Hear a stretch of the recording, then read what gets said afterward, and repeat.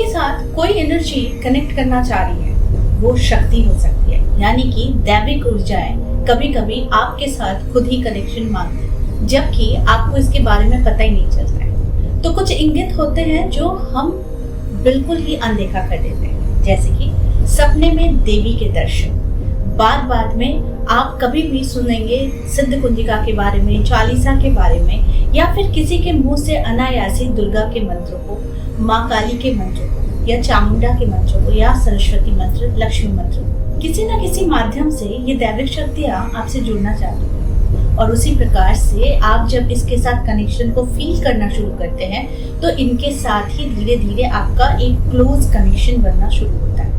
जैसे कि अगर आपको नजर लगी है तो अचानक ही आपको ख्याल आएगा कि आप माँ की गोद में बैठे हैं और रो रहे हैं, या फिर आप माँ से अपनी शिकायत कर रहे हैं, या फिर माँ को अपना दुख बता रहे हैं। क्योंकि ये सबसे बड़ा सिम्टम होता है, जब आपको नजर लगती है तो आप ईश्वर के ही समक्ष आपको रोना अच्छा लग जाता है, या फिर आप चाहते हैं कि ईश्वर आपकी ही दुखों को सुने। दूसरा रीजन होता है कि सपने में आप बहुत जोर से कोई ऐसा भयंकर सपना, या फिर आप ऊंचाइयों से गिर रहे हैं, आपको ऐसा लगता है कि आप चौंक जाते हैं।